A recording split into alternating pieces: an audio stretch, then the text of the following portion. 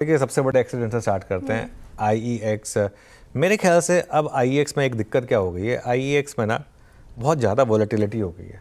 ऐसा मिनिस्टर साहब ने कुछ नहीं कहा जिसकी वजह से स्टॉक 9% गिरना चाहिए था। तो पहले भी उन्होंने कहा था कि हम स्टेक होल्डर से मिलेंगे, हम इसके फ़ायदे समझाएंगे, और ये ऐसा नहीं है कि पावर कपलिंग कल की कल आ रही है।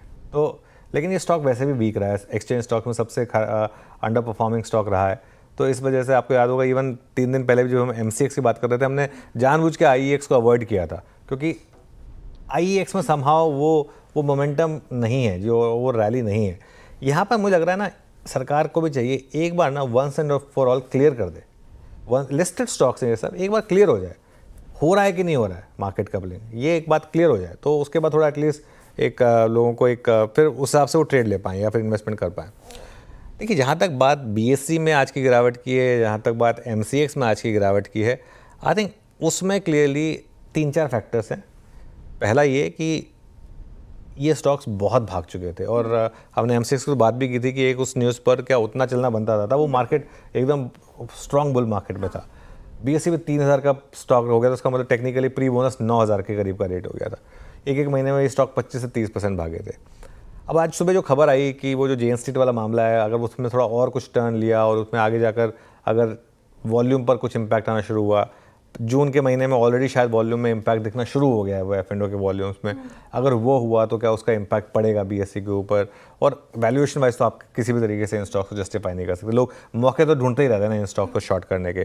तो ये आई थिंक जैसे उनका अलग अलग रीज़न है एक्सचेंज स्टॉक्स के गिरने के, इस वजह से आज ये एक्सचेंज स्टॉक्स करें शायद। ठीक है, गिरावट की तो बात होगी, लेकिन एनर्जी शेयर्स देखें आप, आज फोकस में अच्छी खासी तेजी, इनफैक्ट पिछले कुछ सत्रों से निफ्टी एनर्जी में अच्छी खासी अब बाइंग हमें देखने को मिली है।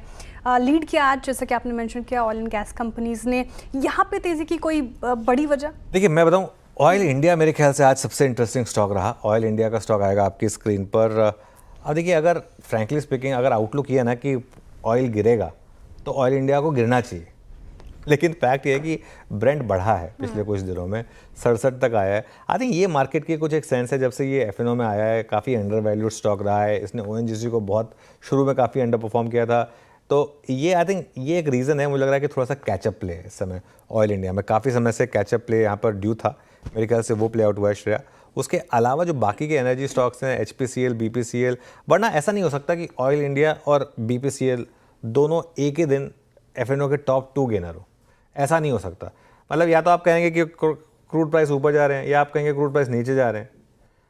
अब आप ऑयल इंडिया की रैली जस्टिफाई करने के लिए कह रहे हैं कि क्रूड प्राइसेस ऊपर जा रहे हैं, BPCL की रैली को जस्टिफाई करने के लिए कह रहे हैं कि आउटलुक ये कि क्रूड प्राइस नीचे आएंगे। ये कोई लॉजिक थोड़ा ना हुआ, ये मतलब ये चित भी मेरी पट भी मेरी, ये तो वो वाली बात हो गई। ये फैक्ट ये है कि अंडर वैल्यूड स्टॉक्स हैं, अंडर वैल्यूड सेक्टर है, मार्केट सेक्टर रोटेशन से जा रहा है इस समय। मार्केट को कोई ना कोई सेक्टर चाहिए। आज तो मार्केट को सुबह सुबह चमक गया कि चलिए ऑयल एंड गैस अच्छा सेक्टर है, आज इसमें बाइंग कर लेते हैं, हो सकता है कल ये स्टॉक्स गिर जाएं। तो ये इस वजह से आई थिंक ये कारण हो सकता है कि इस तरीके के मूव्स आप देखें। वैसे भी PSUs में, और खासतौर से PSU oil and gas space, PSUs में एक ही स्पेस है जहाँ वैल्यू है, वो है ऑयल एंड गैस।